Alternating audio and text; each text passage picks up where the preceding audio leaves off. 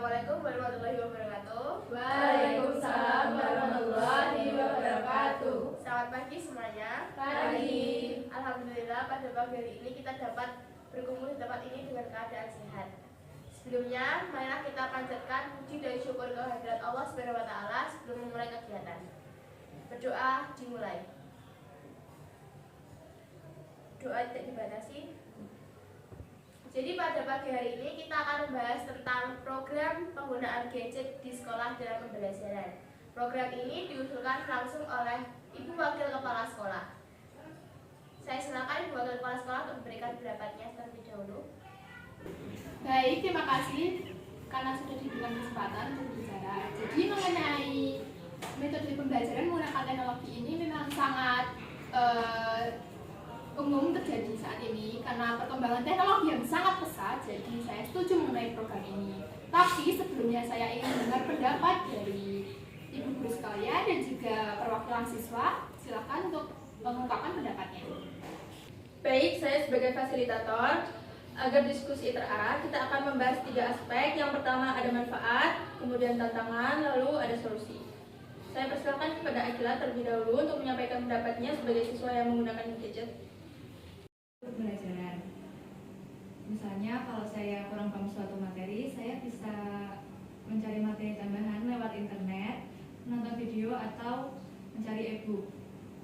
Sekarang juga kan banyak tugas yang berbasis digital, jadi mau nggak mau semua siswa harus menggunakan gadget dalam belajar. Kalau menurut saya sendiri, saya setuju dengan manfaat yang disampaikan Akila.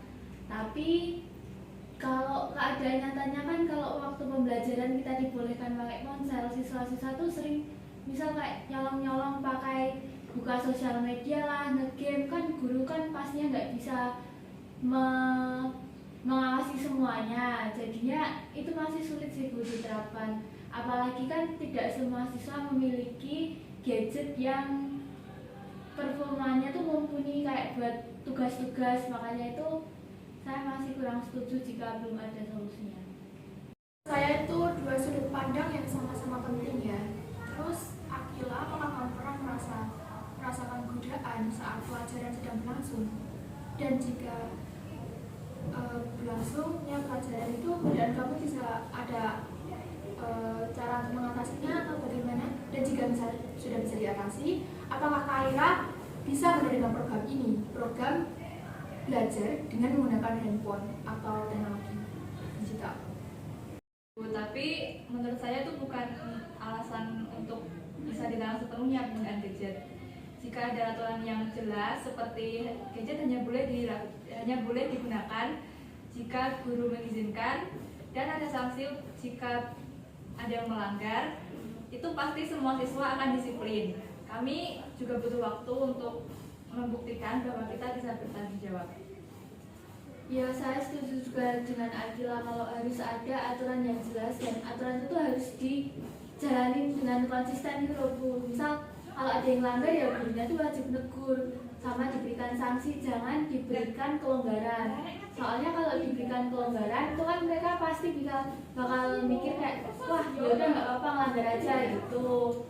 Terus mungkin dari pihak sekolah juga bisa memberikan solusi kalau misal kan kita harus pakai gadget. Nggak setiap siswa kan gadgetnya itu memadai. Misal ada yang lemot atau kuotanya itu jelek gitu, nggak punya kuota, mungkin bisa pakai alternatif kerja secara kelompok. Jadi setiap siswa tuh punya akses yang sama ke teknologi digital. Oke, kalau dari sisi pengajaran sendiri, saya merasakan perbedaannya ketika siswa itu berinteraksi langsung dengan sumber digital. Materi di kelas itu menjadi lebih kaya, lebih banyak dan lebih beragam, dan diskusi di kelas itu menjadi lebih hidup. Tapi saya mengakui, saya jujur kalau misalnya saya perlu memantau 40 siswa di kelas itu sangat sulit.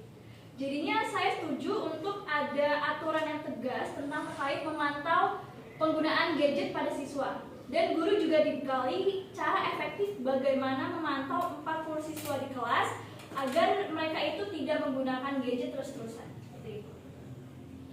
Menurut pandangan saya sebagai seorang guru BK, menurut saya dalam diskusi seperti ini sering sekali melewatkan satu hal, seperti dampak sosial dan juga emosional bagi siswa. Penggunaan gadget yang berlebihan akan mempengaruhi interaksi siswa dengan teman-temannya. Maka kita dari pihak sekolah perlu membuat pembatasan dan juga pendisiplinan penggunaan gadget. Oleh karena itu kita juga perlu melibatkan orang tua agar selalu membatasi anaknya menggunakan gadget di rumah. Atas pendapatnya saya ucapkan terima kasih. Jadi saya rangkum tadi ada 3 hal, yaitu manfaat, terus kendala fokus, dan juga keadilan bagi seluruh siswa. Karena nggak semua siswa tuh punya handphone yang memenuhi syarat ya, maksudnya kayak sinyalnya, terus kuotanya, mungkin masih ada kendala-kendala bagi siswa. Tetapi jika program ini dibuat dengan aturan yang jelas dan juga evaluasi setiap saat, apakah kalian mendukung program ini ke depannya? Saya mendukung Bu selama penggunaan gadget benar-benar difokuskan untuk kegiatan pembelajaran. Saya juga siap mendukung Bu selama ada solusi untuk teman-teman yang memiliki kekurangan dalam gadget. Baik, jadi kami para guru siap mengambil bagian dalam pengawasan di kelas. Mungkin juga perlu ada satu sesi khusus untuk menyamakan pemahaman antar guru tentang cara teknis pelaksanaannya. Juga akan membantu berkontribusi melalui sosialisasi dan juga pendampingan, terutama bagi siswa yang membutuhkan pendampingan lebih lanjut. Ini perkembangan yang sangat positif.